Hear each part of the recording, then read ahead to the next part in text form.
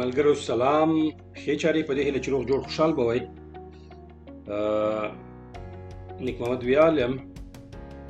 نن مې داسې وپتېله چې یوه ویډیو درسره شریکه کړم چې په پایله کې تاسو وکولی شئ د خپل اډوب فوټوشاپ هغه د انټرفیس ژبه چې ده هغه بدله کړئ، د بلې ژبې نه انګلیسي ژبې ته بدله کړئ. نو اډوب فوټوشاپ به راچالان کړو. Adobe PhotoShop.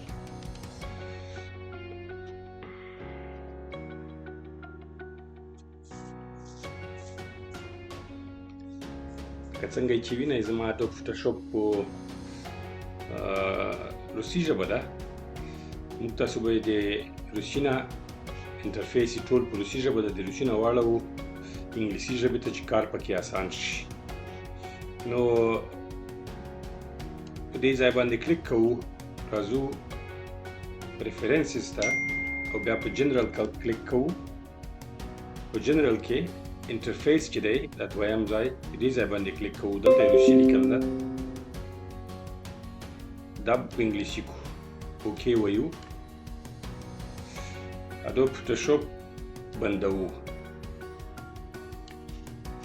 بیا یې سره چلنوو.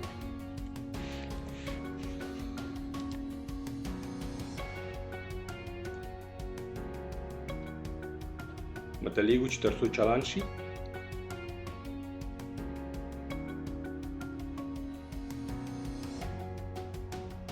لکه څنګه چې ګورئ اډوب فوټوشاپ انټرفیس ژبه په انګلیسي شوه. ښه، نو یو چې ویډیو تیاره روانه ده، راځئ یو کار به بل هم وکړو، وبه یې ګورو چې پښتو ژبه هم کار کوي که نه یې کوي.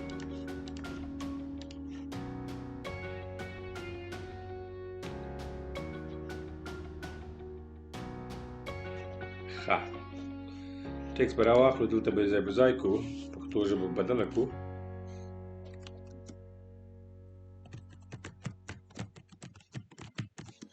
لکه څنګه چې ګورئ پښتو ژبه کار نه کوي. اوس به داسې وکړو، دا به ګل کړو، ایډیټ ته به راشو، پریفرنسز ته ټایپ باندې به کلیک وکړو.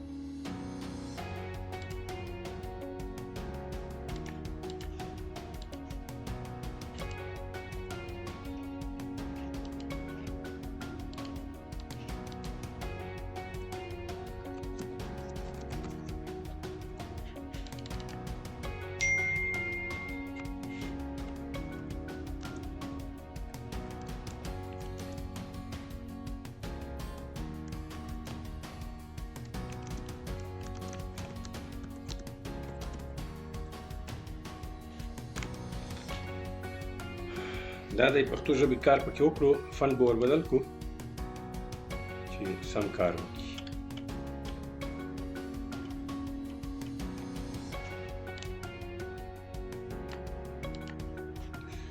لږ به یې لوی کړو چې تاسو ته ښه ښکاره شي.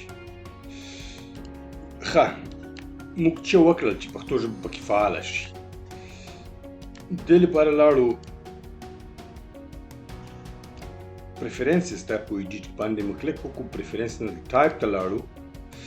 په ټایپ کې په عادي ډول د لاتین او ایسټ ایژین لایټ وي، تاسو باید ورلډ ریډي لایټ انتخاب کړئ، بیا اوکې ووایئ، بیا اتومات پښتو کېږي.